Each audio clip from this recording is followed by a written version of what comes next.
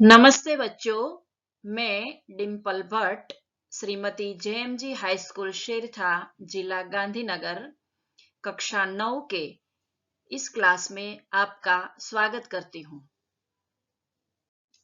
आगे वीडियो में हमने अंधेर नगरी का अभ्यास किया था। आज हम अंधेर नगरी के स्वाध्याय का अभ्यास करते हैं।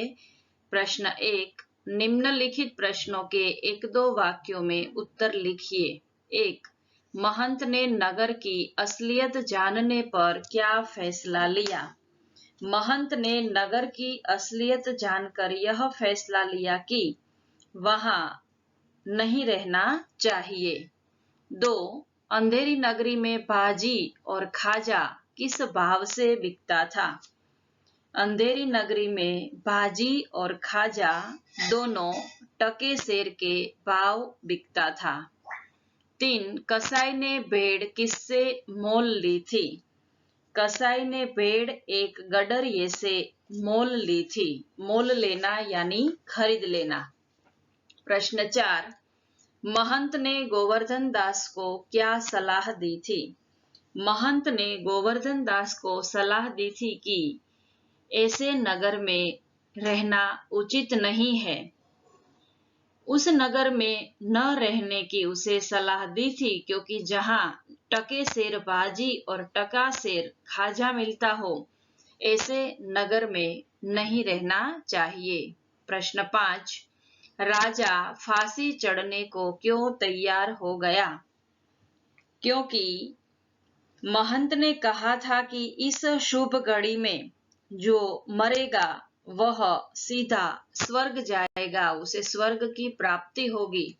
इसीलिए राजा फांसी चढ़ने के लिए तैयार हो गया। प्रश्न 2, निम्नलिखित प्रश्नों के 5-6 वाक्य में उत्तर लिखिए।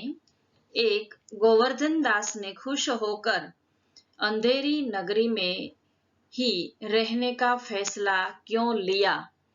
क्योंकि महंत जैसी दूरदृष्टि गोवर्धन दास में नहीं थी। उसे पता नहीं था कि मेरे साथ आगे क्या होने वाला है। उसे बस अपना पेट भरने की चिंता लगी रहती थी। अंधेरी नगरी में टके सेर बाजी और टका सेर खाजा मिलता था और गोवर्धन दास को मिठाई खाने का बड़ा शौक था। इसीलिए वो इस नगर को छोड़ना चाहता नहीं था। अंधेरी नगरी में रहकर वह कम पैसों में भी भरपेट मिठाई खा सकता है क्योंकि वहां मिठाई भी टके सेर मिलती थी। इसीलिए उसने अंधेरी नगरी में ही रहने का फैसला लिया कि मैं यही रहूंगा और खा पीकर मजे करूंगा, मुझे दूसरे नगर में जाना नहीं है। प्रश्न 2, बकरी की मौत के लिए किस किस को अपराधी ठहराया गया? राजा ने किसे किसे और क्यों फांसी चढ़ाने का फैसला किया?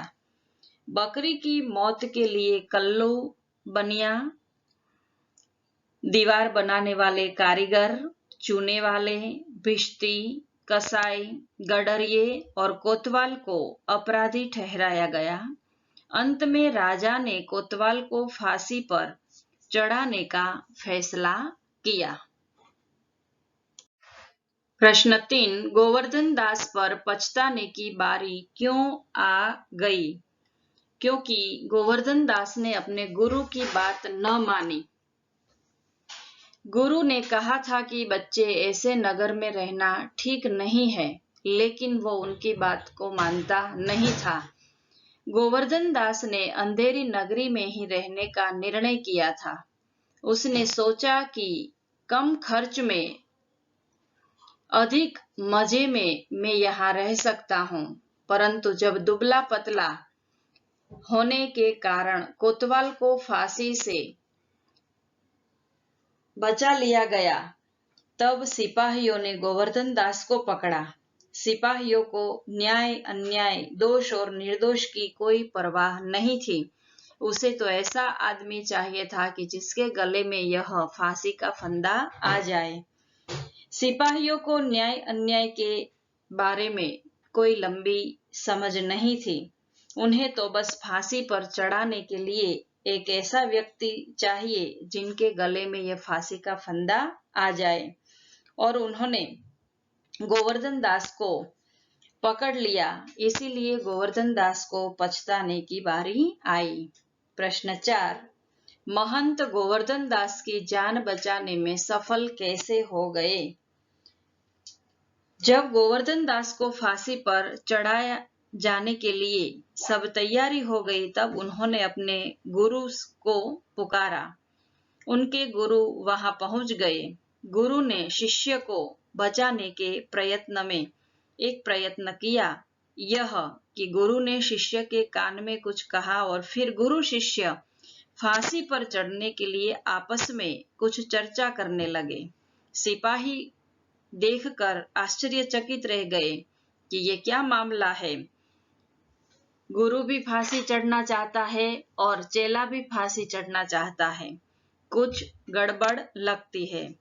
राजा, मंत्री और कोतवाल भी वहां पहुंच गए। पूछने पर महंत ने बताया कि उस मुहूर्त में फांसी पर चढ़ने वाला सीधा स्वर्ग जाएगा और स्वर्ग के लालच में राजा खुद फांसी पर चढ़ जाता है कि स्वर्ग जाने का मेरा ही अधिकार है, मैं राजा हूं, तुम सब चुप हो जाओ, मैं ही स्वर्ग जाऊंगा। और इस प्रकार महंत गोवर्धन दास की जान बचाने में सफल हो जाता है और चौपट राजा खुद फांसी पर चढ़ जाता है। प्रश्न 5, पाठ को अंधेरी नगरी शीर्षक क्यों दिया गया है? कहा जाता है कि यथा राजा तथा प्रजा, यानी जिस प्रकार का राजा होता है प्रजा उसी की प्रकार की हो जाती है। एकांकी में कुछ इसी प्रकार की बात है कि एक अंधेरी नगरी थी जिसका राजा चौपट था। यहाँ सब चीजें टके सेर मिलती थी, भाजी भी टके सेर और खाजा भी टके सेर। दूसरा प्रसंग है कि एक दीवार गिरने के अपराध में कईयों पर दोष लगाया जाता है और अपने अपने बचाव में सब सफल हो जाते हैं। अंत में कोतवाल दोषी साबित होता है, जिसका घटना से कोई संबंध नहीं है। राजा उसे फांसी देने का हुक्म करता है। कोतवाल की पतली गर्दन फांसी के बड़े फंदे के लायक नहीं थी, यानी फांसी का फंदा उनके गले में नहीं आता था। इसलिए राजा ने आदेश दिया कि हमें बकरी मरने के जुर्म में किसी न किसी को तो फांसी देनी ही है, तो जाओ, जिसके गले में ये फांसी का फंदा आए तुम उसे पकड़कर ले आओ। और कोतवाल को छोड़ दिया गया क्योंकि उनकी गर्दन पतली थी, फांसी का फंदा उनके गले में न आया। और इसीलिए मोटे ताजे गोवर्धन दास को पकड़ा जाता है और अंत में महंत की चतुराई से राजा स्वयं फांसी पर चढ़ जाता है। इस प्रकार अंधेरी नगरी सचमुच अंधेरी नगरी ही है। यहाँ सच और झूठ में कोई भेद नहीं किया जा सकता। यहाँ न कोई कानून है न व्यवस्था है। अपराध कोई करता है और दंड किसी और को दिया जाता है।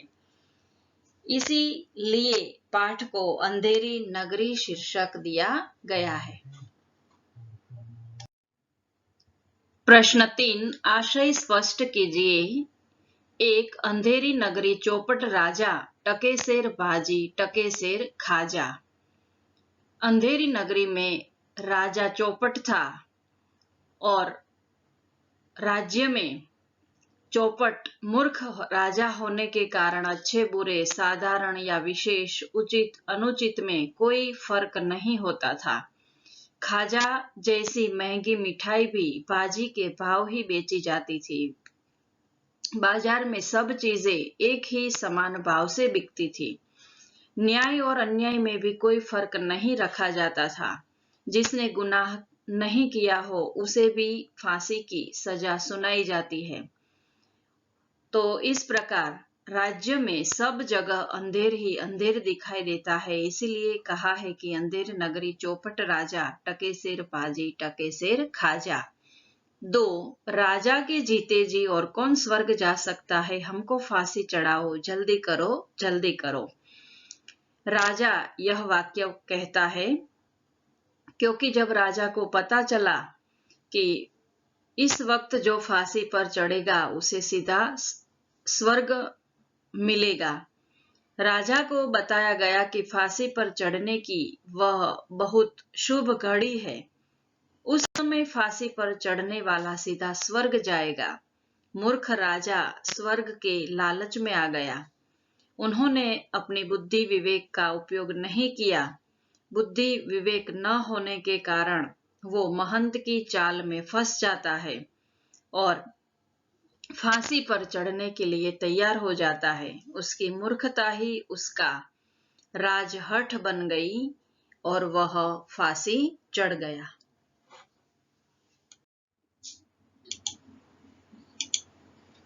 प्रश्न 4, सही शब्द चुनकर वाक्य पूर्ण कीजिए। 1. महंत अंधेरी नगरी में रहना नहीं चाहते। यथा समय या क्षण भर आपको सही शब्द चुनकर लिखना है। इसका उत्तर है क्षण भर।